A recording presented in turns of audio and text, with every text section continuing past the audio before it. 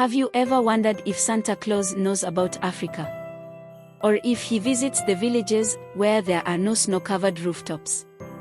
Well, the story I'm about to tell you will surprise you.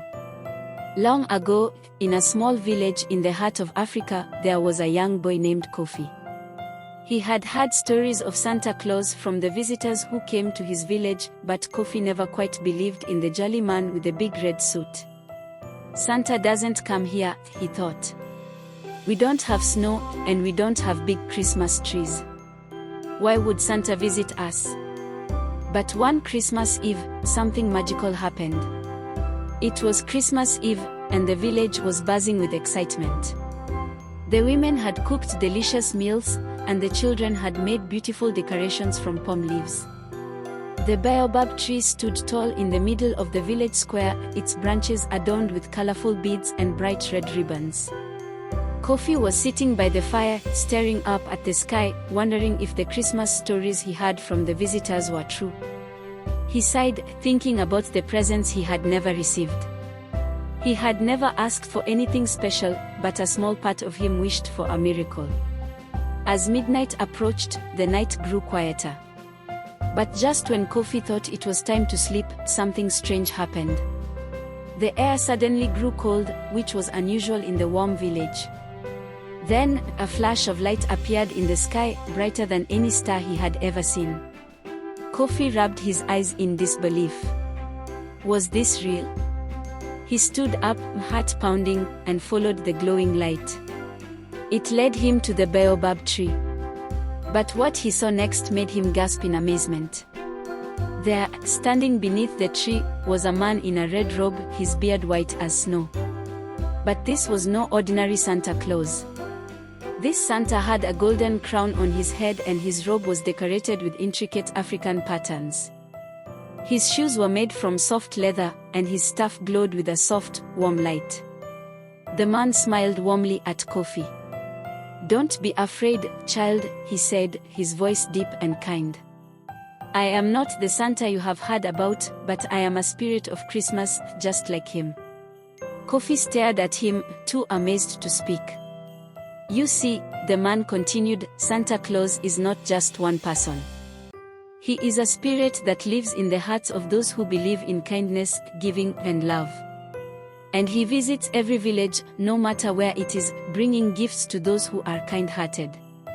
"But," Kofi said, "we don't have snow here, and our Christmas is different." The spirit nodded. "Yes, every land has its own way of celebrating. In Africa, Christmas is not just about gifts, but about family, unity, and sharing. That is the true magic of the season. And this is why I come to you, to bring the spirit of giving to your village." Kofi's eyes sparkled. "So, you really are Santa?" he asked. The man chuckled. "In a way. I am the spirit that lives in every act of kindness. And tonight, I have a gift for your village." The man waved his staff, and suddenly, Kofi saw something incredible. The baobab tree, which had been just a tree, now glowed with thousands of tiny lights, as if it were alive with Christmas magic. Beneath the tree, piles of food, clothes, and toys appeared out of nowhere. There were colorful baskets of fruit, beautiful handmade clothes, and wooden toys for every child in the village. The villagers began to gather, drawn by the light and the warmth in the air. They looked at the magical scene in awe, unable to believe their eyes. "These are my gifts to you," the spirit said. "But remember, the greatest gift is not what is given to you, but what you give to others. Share with your neighbors, help those in need, and always be kind. That is the true spirit of Christmas." Kofi felt his heart swell with joy. He had always believed that Christmas was about receiving, but now he understood. It was about sharing, about love, and about bringing people together. The villagers danced and sang around the baobab tree, celebrating not just the gifts, but the magic of kindness that had filled their hearts. And as the first light of dawn touched the earth, the spirit of Christmas smiled and began to fade. The next morning, Kofi woke up, unsure if it had all been a dream. But when he stepped outside, he saw the baobab tree still glowing, and the gifts were real. His heart raced as he ran to tell everyone what had happened. From that day on, the villagers of Kofi's village celebrated Christmas in a new way. They didn't just give gifts to each other, they shared what they had with the world. The spirit of Christmas, the African Santa, continued to visit their village every year, bringing light, love, and unity to everyone. And though the jolly old man in the red suit may never have visited Africa in the way people imagined, the true spirit of Christmas had found its home in the hearts of the villagers.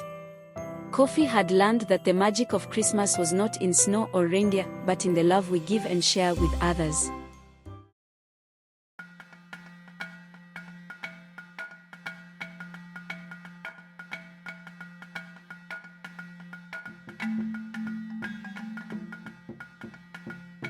What happens when a village prankster's tricks backfire? Will anyone believe him when tragedy strikes? In the small, peaceful village of Achi, surrounded by tall trees and green fields, there lived a young man named Jorif. He was famous in the village for being a trickster. Jorif loved playing pranks on the villagers, and no one was safe from his mischievous ways. Whether it was hiding a snake in the village chief's hut to make him scream or telling the elders that the moon had stolen the sun, Jorif always found ways to make people laugh, or sometimes, get angry. One day, during the big harvest festival, Jorif decided to play a prank on his best friend, Akin. He sneaked into Akin's house early in the morning and put a bucket of honey on top of the doorframe. As soon as Akin entered, the bucket tipped over, spilling honey all over him. Akin was covered from head to toe in sticky honey. At first, he was angry, but then he couldn't help but laugh. Of course, the whole village found out quickly, and for weeks after, Akin joked about his sweet encounter with Jorif. There was also the time Jorif tricked the village women. He told them that the gods wanted them to wear red clothes to bring a good harvest. The next day, all the women walked around in bright red dresses, looking like walking fireballs. The elders didn't understand what had happened, and the women were very angry. But Jorif convinced them it was for good luck, and eventually, they forgave him. However, not all of Jorif's pranks were harmless. One day, he swapped the blacksmith Gidi's regular hammer with a much heavier one. When Gidi tried to use it, he hurt his hand. The village had to care for him while he healed. For a moment, Jorif felt guilty, but it didn't last long, and soon he was back to his usual tricks. Despite his pranks, Jorif was loved by most of the villagers. He was funny, charming, and always made people smile. But there was one thing most didn't know: Jorif used his tricks to hide a deeper sadness. He wanted to be remembered for something important, not just for his jokes. One afternoon, while Jorif was walking through the village, something strange happened. The sky suddenly turned dark, and the birds stopped singing. The ground beneath his feet began to shake. At first, Jorif thought it was just another trick. Maybe someone was playing a prank on him. But when the shaking grew stronger, he realized this was no joke. Before he knew it, the ground cracked open in front of him. Giant rocks shot up from the earth, blocking the path to the village. Dust filled the air, and the river, which had always been peaceful, started to flood. People screamed, and chaos spread through the village. This wasn't a prank. It was real, and the village was in danger. Jorif ran to the village square where the elders had gathered. He shouted for help, trying to warn everyone. "Please, something terrible is happening. The earth is shaking, and the river is flooding. We need to leave." But the villagers didn't believe him. "Jorif, stop with your jokes," they shouted. "You've tricked us so many times, we are not falling for it this time." Akin, his best friend, shook his head. "Jorif, you've done enough damage with your tricks. Now you're scaring everyone. Stop." For the first time, Jorif felt truly alone. No one believed him. They thought he was just playing another joke, but this time, it wasn't funny. The ground kept shaking, and the floodwaters kept rising, but no one was listening to him. The situation only got worse. Jorif knew he had to do something before it was too late. He couldn't wait for the villagers to realize their mistake. In the dark of night, Jorif ran to the edge of the forest, where it was said a powerful spirit named Oranmela lived. This spirit was believed to have the power to control the earth and the skies. Jorif didn't know how to call the spirit, but he was desperate. He ran through the thick trees, his heart racing with fear. After what felt like hours, he found the stone circle where Oranmela was said to live. The air was still, and the forest seemed eerily quiet. Jorif knelt down before the stones and called out. "Oranmela, I need your help," Jorif said, his voice trembling. "The village is in danger, and no one believes me. Please help us." There was a long silence. Then, the deep voice filled his mind. "You seek my help after years of tricks and lies?" the voice asked. "Why should I help you, Jorif the fool?" Jorif's heart sank. "Please, I didn't mean for any of this to happen. I only wanted to be remembered, to make people laugh. But now, I see the damage I've done. I can't watch my village be destroyed. Please, help us." The earth rumbled beneath Jorif, and he felt the power of the spirit. "I see your regret, Jorif. You have caused much trouble, but it is not too late. If you want to save your village, you must first save yourself." Suddenly, the ground shook, and Jorif felt as if he was being pulled into the earth. He was surrounded by darkness, and his whole life flashed before his eyes. The pranks, the laughter, the jokes, everything seemed so small now. All that mattered was saving his village. When the shaking stopped, Jorif found himself standing at the edge of a giant crack in the earth, with the village far below him.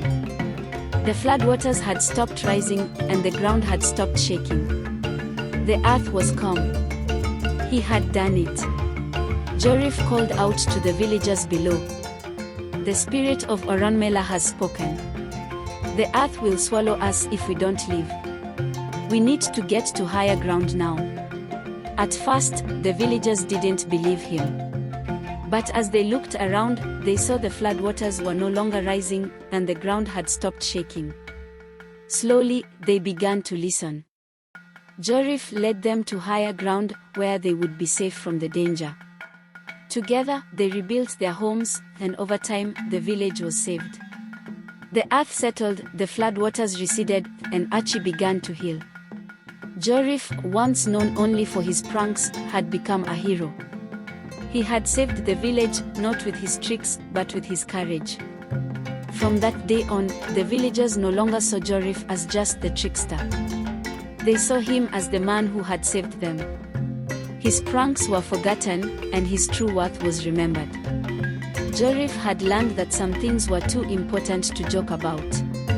Jorif's story didn't end there. The villagers knew that danger could return at any time, and they watched Jorif carefully. Would he go back to his tricks, or had he truly changed? Only time would tell, but for now, they were grateful to Jorif, the trickster who had learned the value of honesty, bravery, and selflessness.